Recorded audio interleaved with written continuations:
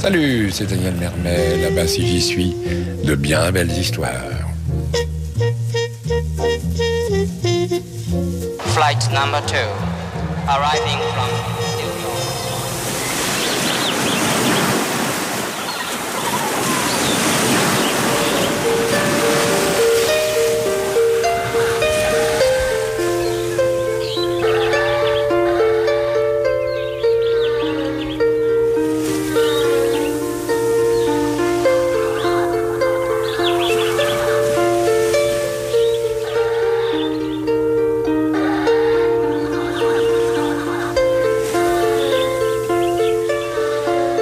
Les grandes coquelourdes flexueuses felouquaient sur la plage bleue de Trébizonde.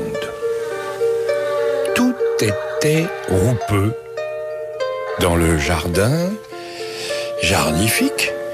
On chaise-longuait à l'ombre des turlupes. Un tire-larigot attendait l'autobus assis sur une branche de balsamier.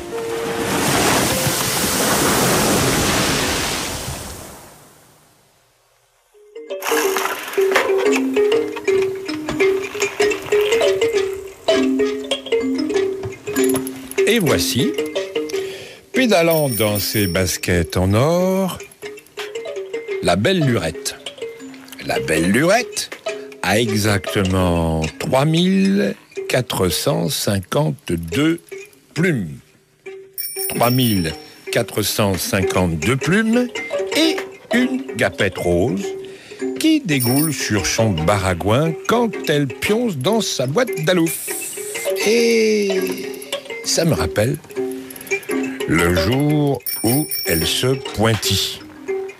C'était le 32 octobre, un mardi-manche.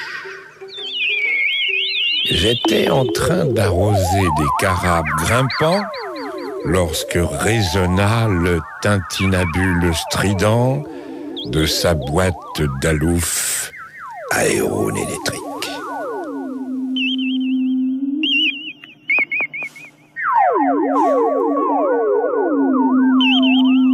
Elle se posa, l'œil sulfureux, la guibole flexueuse, le contraire d'une batifole. Elle s'extirpa de sa capsule et vint vers moi.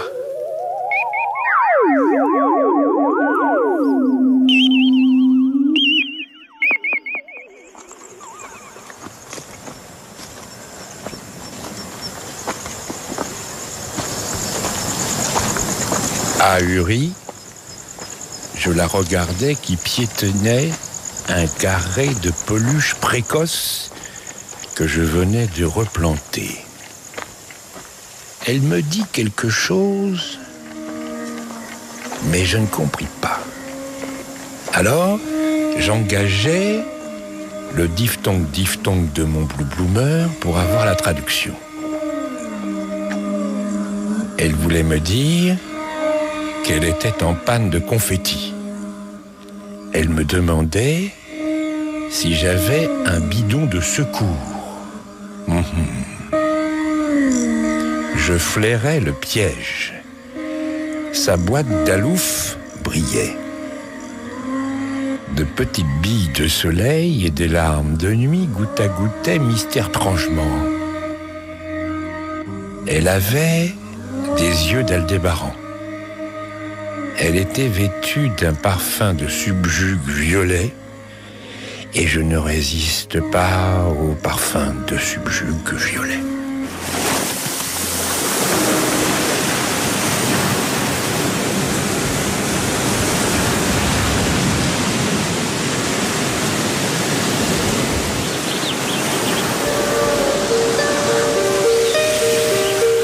Hélas, je n'avais pas de confetti. Mon arbre à confetti était bien trop jeune pour faire le plein. Alors, elle a passé la nuit chez moi. Elle avait des pieds de Cassiopée et un ventre de désormais, et des yeux de Toutime, et une bouche pour boire l'eau en prison. Après mûre réflexion, je lui dis « Vous êtes belle ?» Elle me dit « Je suis vivante ». Et le rose matin se hissa sur les coussins soleilleux de l'île du droit à la caresse.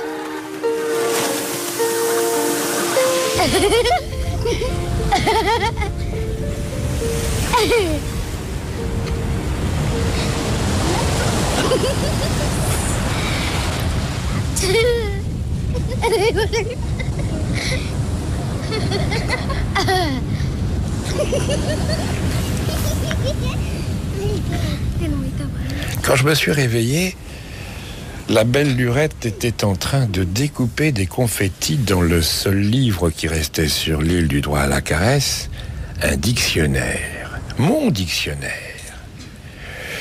Jamais j'arriverai à faire le plein, dit-elle. Ça tombe bien, j'ai plus envie de crapahuter, je vais me greffer ici. Moi, j'étais furieux à cause du dictionnaire. Te mouronne pas, dit la belle lurette. Je vais te le refaire, ton dictionnaire. Ce qu'elle fit. Pendant des jours, elle a bricolé à la va comme je t'épouse.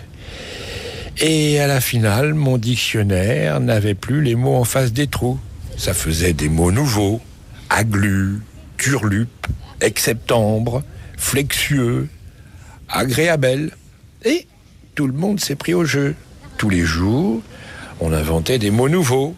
Et après, on inventait ce que ça voulait dire. Et ainsi, petit à petit, naquit le langage de l'île du droit à la caresse.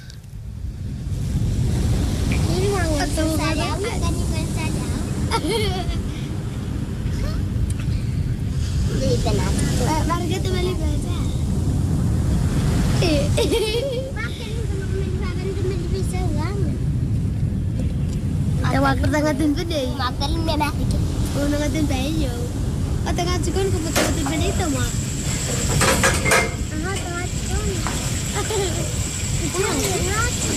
Dia begini.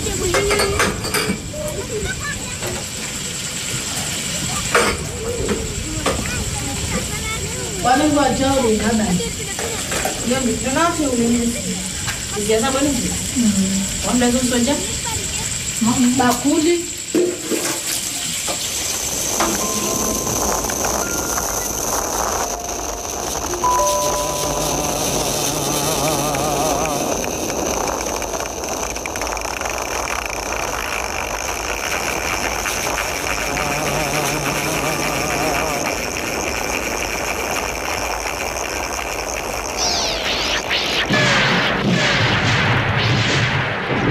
Mais quand ils ont vu ça, les orthographes ont furibondé méchamment. Les orthographes, qui sont les orthographes? Eh ben, c'est des flegmons à col dur, des riflards funéraires, des institutosaures, des gagadémiciens, des chipiatres curtons, des faux culs, des empaillés, rien que du deuxième choix, qui ne badine pas avec le pur langage. Et un beau matin, sur le coup de dompteur et demi, ils attaquèrent.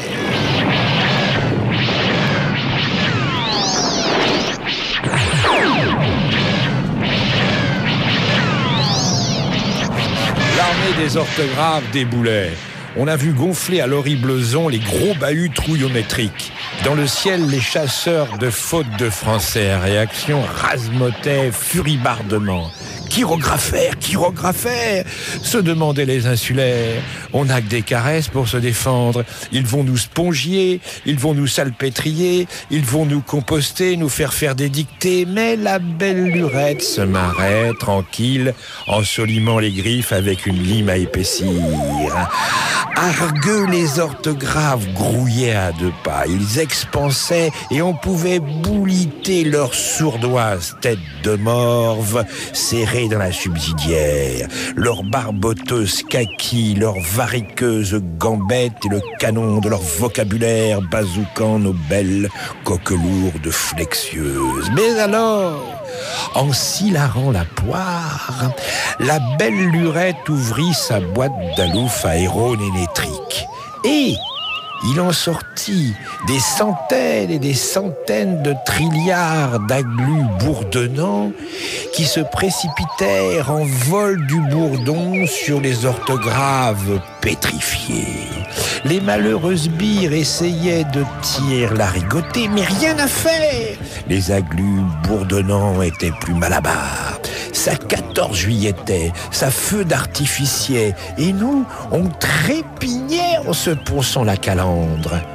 Les orthographes des bandadères à la nage et beaucoup bulbulèrent dans un océan d'indifférence.